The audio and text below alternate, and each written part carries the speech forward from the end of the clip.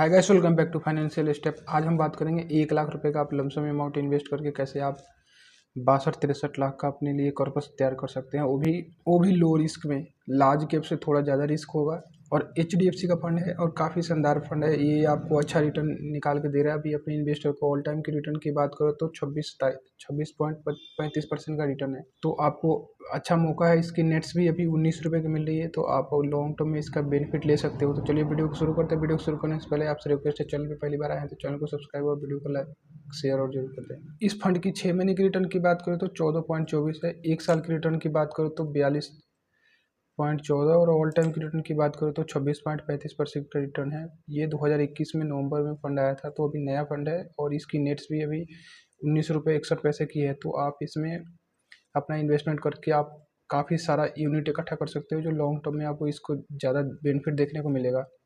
इसमें minimum SIP amount की बात करो तो आप 100 रुपये कर सकते हो, मिनिमम लमसम अमाउंट भी 100 रुपये कर सकते हो। HDFC का यही खासियत है, इनके जो भी फंड्स हैं उसमें आप मिनिमम 100 रुपये से स्टार्टिंग हो जाता है। तो आप अपने लिए एक छोटे अमाउंट इन्वेस्ट करके लॉन्ग टर्म में आप अच्छा कॉर्पस तैयार कर सकते हो।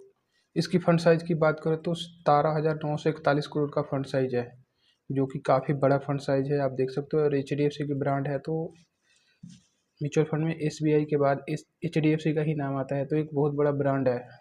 इसकी होल्डिंग की बात करें तो 213 कंपनियों में होल्डिंग है। कुछ टॉप 10 होल्डिंग की बात करें तो HDFC bank, ICICI bank, Infosys, Axis bank, HCL technology, Reliance industry, IndusInd bank, Bharti Airtel, Kotak Mahindra bank, Hindustan petroleum corporation limited है। तो ये कुछ टॉप होल्डिंग है, जो कि काफ़ी बड़ी बड़ी कंपनी है। आप देख सकते हो आपके पोर्टफोलियो में कितना डाउन साइड प्रोटेक्शन आ जाएगा, क्योंकि अभी जो 2 साल से जो मार्केट अप ट्रेंड में चल रहा था, तो काफ़ी अच्छा स्मॉल कैप मिड कैप से रिटर्न आ रहे थे, तो काफ़ी इन्वेस्टर को अच्छा लग रहा था। लेकिन जब अभी मार्केट में करेक्शन आया है, तो सभी इन्वेस्टर को अपने पोर्टफोलियो में जब निगेटिव रिटर्न देखने को मिल रहे हैं, तो काफ़ी रिटेल इन्वेस्टर बेच बेच के निकल रहे हैं। इस वजह से थोड़ा सा और ज़्यादा करेक्शन हो रहा है मार्केट में। तो यही टाइम होता है, आप अपना लॉस यहाँ बुक नहीं करना होता है। इसी टाइम पे तो आपके इन्वेस्टमेंट और आप किस टाइप के इन्वेस्टर है पता चलता है, क्योंकि यहाँ पे आपको पैसेंस का बहुत ज़रूरत होता है। जब भी म्यूचुअल फंड में आप इन्वेस्टमेंट करने आए, तो एटलीस्ट आप अपना गोल डिसाइड करके आए, अपने गोल पे फोकस करें। बीच में कितने भी उतार चढ़ाव आएंगे, क्योंकि लाइफ में भी बहुत सारे उतार चढ़ाव आते हैं। घर बनाने में बहुत टाइम लगता है, लेकिन तोड़ने में एक बार बुलडोजर ले आओ तोड़वा दो, JCB ले आओ तोड़वा दो। तो ऐसे तोड़ने में ज़्यादा टाइम नहीं लगता। ऐसे करेक्शन होता है, वो आपके पोर्टफोलियो में टेम्परेरी करेक्शन होएगा, लेकिन फिर आप अगर कुछ टाइम तक रह जाते हो, तो फिर वहीं उससे आगे चला जाएगा।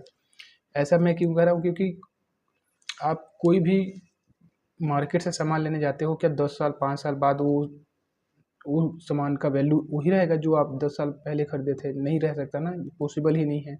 वैसे ही कंपनियों का जो भी प्रोडक्ट है, वो हर साल इंक्रीज होते रहते हैं। तो आप वैसे उनके पोर्टफोलियो, उनकी जो बैलेंस शीट है, उनकी प्रॉफिट एंड लॉस है, वो प्रॉफिट इंक्रीज होते रहता है। वैसे ही आपके जब उनके प्रॉफिट इंक्रीज होगा, तो आपने जो इनडायरेक्टली उनके शेयर में पैसे लगाए, तो उनके शेयर के प्राइस बढ़ेगा, तो आपको आपके पोर्टफोलियो में भी रिटर्न देखने को अच्छा खासा मिलेगा। तो ये टेम्परेरी में ऑप्स एंड डाउन देखने को मिलता है। इसकी होल्डिंग एनालिसिस की बात करें तो इक्विटी में 96.3 है और कैश में 3.3।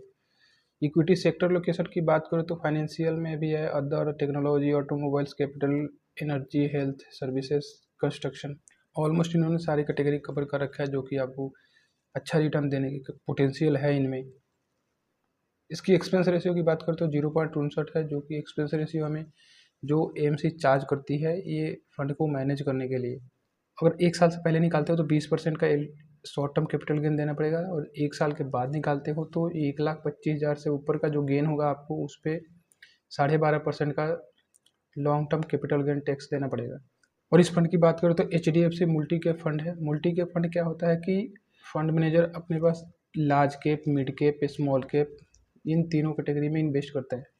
इससे आपको ये होता है कि आपके पोर्टफोलियो में लार्ज कैप भी आ जाता है, मिड कैप भी आ जाता है, स्मॉल कैप भी आ जाता है। इससे तो आपको जो गिरावट होता है, वहाँ पे लार्ज कैप आपके पोर्टफोलियो में होता है, तो आपको थोड़ा सा डाउन साइड प्रोटेक्शन देखने को मिल जाता है। और स्मॉल कैप, मिड कैप है, तो आपको जो लॉन्ग टर्म में अल्फा का काम होता है, जो हाई रिस्क रिटर्न दे, वो हाई रिस्क और हाई रिटर्न का काम स्मॉल कैप, मिड कैप दे देता है। इस वजह से आपको ये एक पोर्टफोलियो में डाइवर्सिफाइड और डाइवर्सिफिकेशन प्रोवाइड करता है ये फंड। और काफ़ी शानदार फंड है, लॉन्ग टर्म में आपको अच्छा रिटर्न निकाल के देगा। ये इसकी ऑल टाइम की रिटर्न की बात करें तो 26.35% का हम एक्सपेक्टेड रिटर्न लेते हैं कि आपको कोई भी मल्टी कैप फंड मतलब 15 से लेके 20 के बीच में आपको दे देगा। कि इतना तो एक्सपेक्ट नहीं कर सकते हैं कि हम 26% 27% दे देगा, ये पॉसिबल नहीं है। लेकिन लॉन्ग टर्म में आप 15 से 20% के बीच में आप एक्सपेक्ट कर सकते हो कि ये फंड दे देगा मल्टी कैप फंड, क्योंकि अच्छा रिटर्न देते हैं, लार्ज कैप से अच्छा रिटर्न दे देते हैं आपको। तो हम एक्सपेक्ट लेते हैं कि आप 1 लाख रुपये इन्वेस्ट करते हो, एक्सपेक्टेड रिटर्न लेते हैं हम 18% का, और 15 साल तक आप 1 लाख रुपये का छोड़ देते हो तो आपकी वैल्यू 11,97,375 रुपये हो जाएगी। और इसी को अगर आप 20 साल तक छोड़ देते हो तो 27,29,303 रुपये का हो जाएगा। और इसको 25 साल तक छोड़ देते हो, इसी 1 लाख रुपये के इन्वेस्ट करके भूल जाते हो 25 साल तक, आप थोड़ा ईयरलियर स्टार्ट कर लेते हो तो 62,66,863 रुपये का वैल्यू हो जाएगा। जो कि आप यही अगर आप ग्रांटेड स्कीम की तरफ जाते हैं तो इतना कभी नहीं बनता। इस वीडियो से रिलेटेड आपके माइंड में कोई भी क्वेरी हो कमेंट बॉक्स में क्वेरी जनरेट करिए। आने वाले टाइम में बहुत सारा वीडियो लेकर आऊँगा। एक हम्बल रिक्वेस्ट, अभी तक चैनल को सब्सक्राइब नहीं किया तो चैनल को सब्सक्राइब कर ले। Thank you so much watching this.